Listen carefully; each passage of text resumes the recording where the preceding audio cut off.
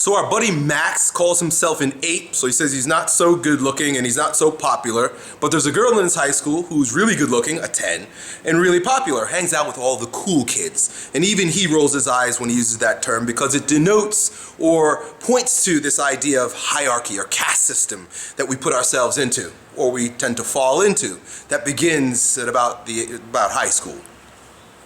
But he's ready to break out of his level in the caste system and make a stab at a woman who's in the higher echelon. What does he do? How does he go about that? Why is it there are some kids that are popular and it's easy for them to be with one another, right? He talks all the good-looking popular kids, right? And good-looking isn't always synonymous with popular.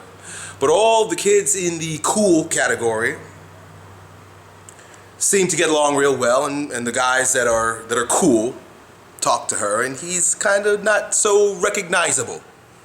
How does he go about breaking the chains of bondage in his caste system and move into the category that would allow him to pursue this type of woman?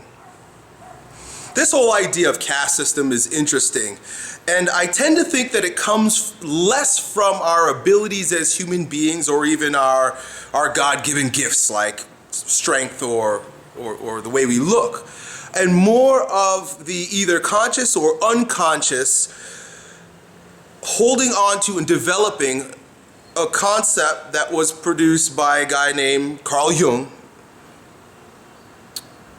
of archetypical individuals. Okay, so a lot of the ideas I'm going to share with you right now come from a book that I shared with you a few weeks ago called King, Warrior, Magician, Lover, where basically for a fully developed man to proceed in the world, he's got to recognize where his predominant strength is within each one of those archetypes. And archetypes are idealized version of individuals. So for example, in Greek mythology, you've got the idealized king found in like Apollo, right? You've got the idealized warrior found in Ares or in Achilles. You've got the idealized lover in a Dionysus, and the idealized magician in perhaps Poseidon, or somebody who can rule over nature. Each one of those archetypes has a particular set of character traits, strengths, and virtues that allows the individual who embodies it to be highly praised and looked upon. And oftentimes those in our culture who we deem as celebrities and cool people are idealized versions of these archetypical ideas. Do you follow? So there are two pieces to being able to really develop yourself and then promote yourself into recognition so that you can bone chicks that are 10s and in the high society, right? So this is, of course, this is all just, it's mental masturbation, it's games, but there are ideas that will support you. That's why I want to share it with you. So the very first thing that I would invite you to do, the most practical piece of information, is to know thyself, right? I think Shakespeare said, know thyself, and thou canst not be false with any man. It's basically the most important thing, is to come to know yourself. The second piece of this puzzle is to promote yourself. We'll talk about each individually. To know thyself is to recognize where your strengths within the construct of masculine archetypes lie. Mankind loves a king, and a king are those individuals who, whether for good or evil, have a capacity to command attention just with their presence. They seem to be those that attract followers. So a lot of your popular kids, they could be cool, they could be good or bad. It really doesn't matter. But the fact is that wherever they go, their ability to attract followers, people who are of different archetypical strengths, but are yielding to the archetype of king in this individual, makes him pleasing to others, right? He might be a complete dickhead, but he's pleasing because he represents the archetypical king. Then you also have your archetypical warrior. Usually in high school, this is going to be your athlete, like your wrestler that's won the state championships, or the quarterback of the football team, someone who's used physical strength and vigor to get their way in the world. You know, so you're going to find that those are kids that are gifted in and develop their warrior archetype. You've got the magician types who, I remember when I was in high school, they were the kids that would soup up their cars, right? They've got this strange technical ability to do something, right? So it might be some of those kids who now perhaps are like really good with developing websites or doing something with computers. Or it might still be. I think there are still lots of kids that once they get their cars, they would soup them up. I remember in college that there was this group of Chinese kids that would buy little Hondas, and they would put new engines in it. They would put all types of gadgets and lights, and they turned these things into magnificent little machines. And it came from the magician within them. It's a magical shit to be able to do some of the things that I've seen these kids do with their cars. So is that present in you? Recognize, as I move down this line, is that present in you? Do you have a tendency towards? Could you develop the magician in you? And the lover. And the lover is kind of like the poet, also the singer, the musician, the artist. Is there some ability in you to produce a subjective piece of art, a piece of your heart, if you will, and produce it for the world? You know, in our world, generally speaking, the lover is not so much respected as the others. If you look at the Teenage Mutant Ninja Turtles, you also get the four. You get Leonardo, who's the king. You've got Raphael, who is the warrior. You've got Donatello, who is the magician. Just look at their characters. You know, my son is into Teenage Mutant Ninja Turtles. Then you got Michelangelo, right? He's the lover. He's the one that eats pizza and always drops stuff and like makes a mess, and but everybody loves him. But that person is always the life of the party. There's someone who's enjoyable to be around because of that capacity.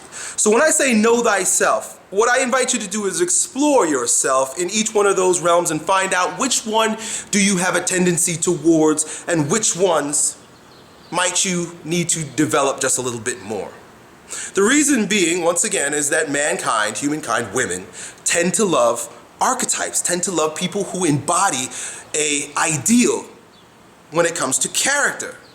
And you'll find that each one of those individuals are highly respected or appreciated by other men and by women. Know thyself and develop thyself. Become the strongest version of yourself. That's the first step. And I just use this one idea of the archetypes to give you some perspective as to how you might do that systematically. Study this idea of archetypes, particularly the 4 male archetypes. Do some research, buy the book by Robert Moore, I believe his name is. Very fascinating perspective on developing your character. And then finally, the second half of this whole thing is that you've got to have the courage to promote yourself. Don't promote yourself if you have nothing to offer, meaning that you don't embody any one of those magnificent archetypes, right? And this might come off as harsh. It's one of the harsh things my dad used to say. A lot of times, you know, I spit out language to you guys that sounds like, man, Elliot's just being a rough dickhead. I probably have the most compassion for you than any other vlogger or YouTuber, because I move through these challenges myself and then I share with you what I've learned. So when I'm harsh, it's not because I'm trying to be a dick or I don't love you. It's because sometimes some shit is just harsh. And one of the harsh things my dad used to say that really meant something to me, I was upset when he said it when I was a kid, but I understand it now as I've moved through life and faced certain challenges, is don't be useless. My dad used to say that, I don't care what you do, just don't be useless. And useless would mean, what are you producing? Which one of those 4 male archetypes are you embodying? Or are you just blah? Are you just, I don't know, I don't do anything. I don't like anything. I have no hobbies. I have no interests. I have no talents, faculties, or skills. Well, then guess what? You're fucking useless. And it's a waste of oxygen and a waste of food. It's a waste of fucking human flesh if you're useless. Make something of yourself. I've given you a framework that might support you. Delve into it. It's a powerful idea that I've made a part of my own. I've remixed it into my own. And that's why I share it here with you, so that you can remix it into your own. But as that's developed, you also need to have the courage to make known your powers. Make known your ability to embody that archetype and serve others. And when I say serve others, I don't mean in a soup kitchen. I mean serve others in that let them recognize how you contribute to the clique, to the club, to the environment with your abilities as a king, warrior, magician, or lover. What makes you unique?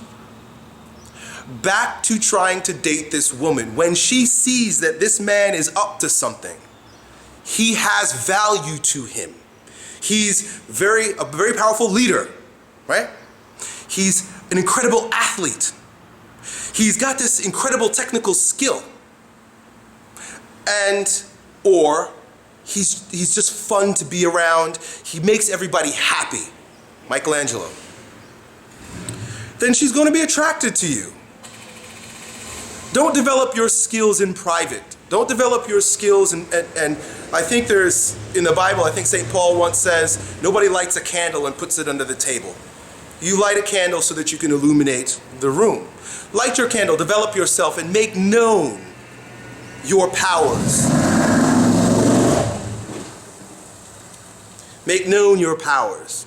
Don't be afraid to promote yourself. See, I make these videos, a lot of people get upset with me because they're like, oh, Elliot's so damn arrogant and he makes these videos and he thinks he's so fucking cool. Well, yeah, a little bit. But a part of it also is that I make known my ability. And I've got some strange abilities here that I developed and blend together so that I can serve other people, and it makes me attractive.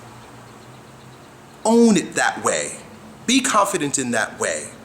And then from that place of strength, you can approach anyone and they will come to appreciate, respect, and even love you. Done.